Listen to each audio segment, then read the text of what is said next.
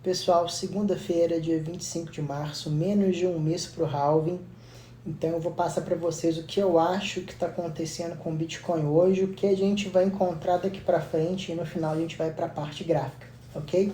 Quero deixar claro, tudo que eu falo aqui não é uma dica de investimento.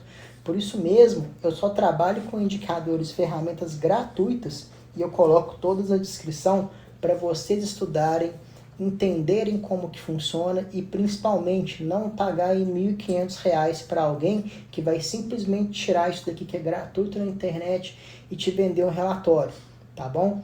Então o que eu peço em troca é curtir o vídeo, compartilhar o canal e a ideia do Bitcoin com quem ainda não conhece, para a gente poder se proteger da inflação e da moeda fiduciária. Vamos lá então para o simples. O que a gente tem aqui na tela é preço e quantidade de Bitcoin nas exchanges, oferta e demanda. O que é mais maravilhoso no movimento do Bitcoin é que quanto mais caro ele fica, mais o pessoal está retirando ele das exchanges e colocando nas cold wallets. E quando a gente estiver no final desse ciclo, isso daqui também será um indicador para a gente conseguir vender em um bom momento, porque a gente vai conseguir identificar que ele vai estar em um momento que todo mundo está tirando o Bitcoin da cold wallet e botando na prateleira. Então o que a gente está vendo hoje é justamente o movimento contrário. O pessoal está tirando o Bitcoin da prateleira e guardando. Isso sim é um sinal bullish, porque dá uma certeza para a gente que as baleias e os institucionais estão aguardando o Bitcoin valorizar para poder vender ele lá na frente, ok?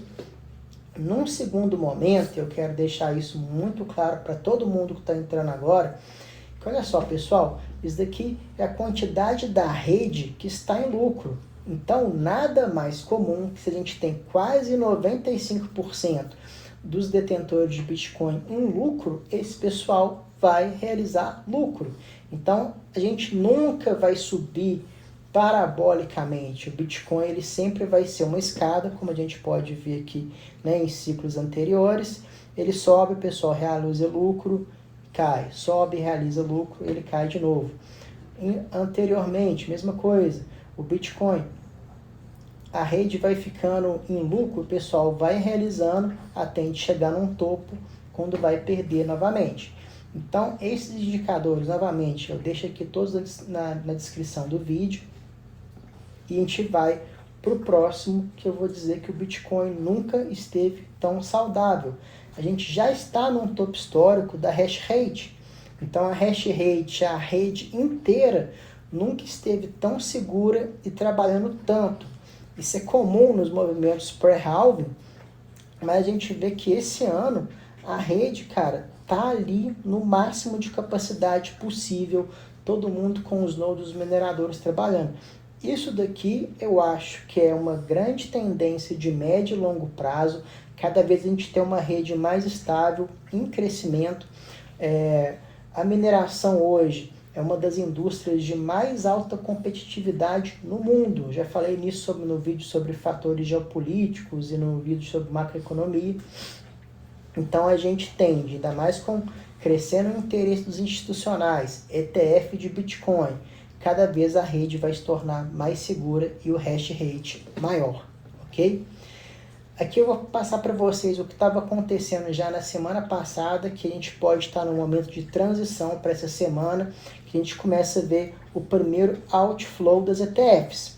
A gente sabe que um dos movimentos que começou com esse outflow foi justamente, né, um desses fundos que parece que teve algumas polêmicas, etc. O pessoal precisou vender para poder pagar a quem estava devendo.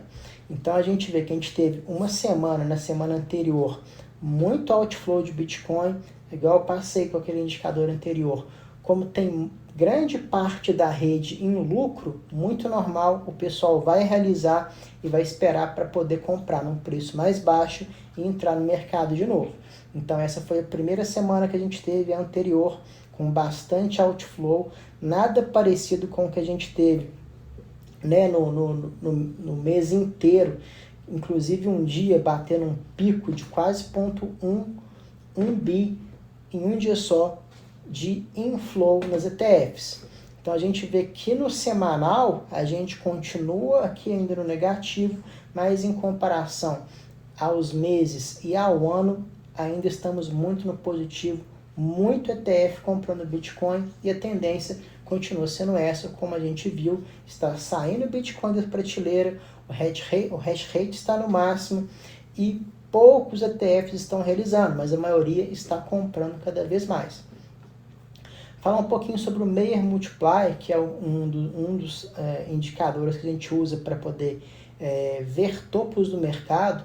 Quanto mais próximo a a esse 1 pequenininho que está aqui no cantinho, quer dizer que é uma boa entrada para o Bitcoin.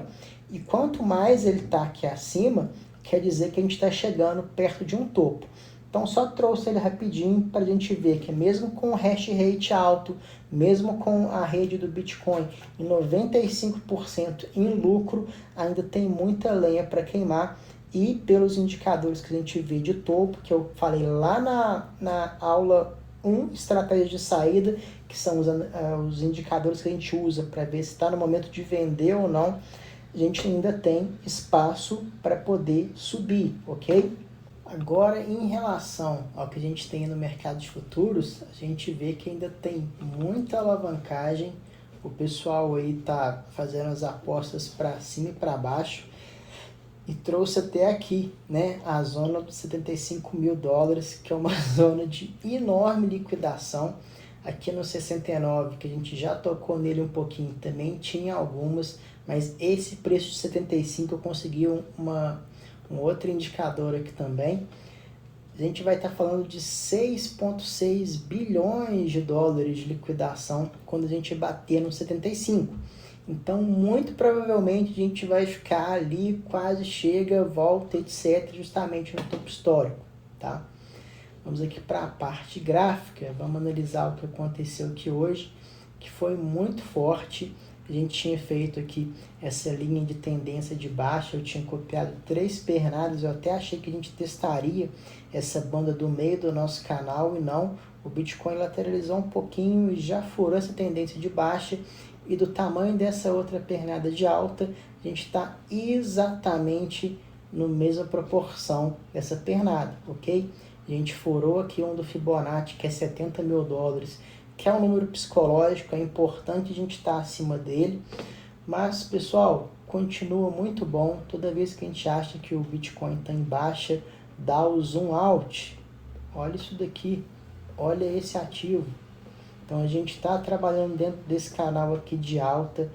Aqui a gente vai ter o nosso halving, muito normal, igual eu já falei para muita gente que ainda não entrou. Gente, olha a quantidade de alavancagem que tem no mercado. A gente está vendo que tem hora que vai ter outflow das ETFs. A gente sabe que grande parte da rede está em lucro. Então a gente pode sim, nada impede o Bitcoin de testar o fundo desse canal aqui de novo antes de subir. Então quando a gente pega, né, os ciclos anteriores, olha como que foi aqui o nosso pré-halving. Esse daqui eu vou pedir para a gente ignorar um pouquinho essa pernada, que foi o coronavírus, ruído nesse ciclo. Mas olha como que foi o pré-halving e como que foi o pós-halving, tá? Então a gente ainda tem muito para subir. A gente nem começou aquela subida parabólica, mas como eu já trouxe nos vídeos anteriores, a gente sobe, a gente desce, a gente sobe, a gente desce. Então o Bitcoin é democrático, tem Bitcoin para todos. Se você estiver posicionado, estudando esses indicadores que a gente passa aqui no grupo, que a gente passa aqui nos vídeos, a gente consegue sim ter boas entradas. O pessoal me perguntou por que eu ainda não estou falando de altcoins, por que eu não estou passando as altcoins aí que vão deixar a gente milionário. Pessoal, os altcoins ainda nem estão fazendo aquele movimento que a gente esperava, tá? Para isso acontecer, o Bitcoin vai ter que perder a dominância dele, ou seja, ele vai ter que cair para baixo dessa linha de 50% para a gente ter aquela migração de large caps para mid caps para small caps. Eu acho que isso vai acontecer? Acho que sim. Talvez não agora, talvez mais próximo ao halving ou logo depois do halving, a gente pode sim ter uma correção maior no Bitcoin, voltar a testar aqui esse 50% de dominância, entrar numa alt-season maravilhosa, que aí eu recomendaria, dependendo de como tiver essa alt-season, a gente flipar para o Bitcoin e surfar a onda do Bitcoin até o momento que a gente vai usar a estratégia da aula 1, que é poder vender antes do topo histórico, com liquidez no mercado e fazer um bom lucro. Quero deixar claro para vocês que o varejo ainda não entrou.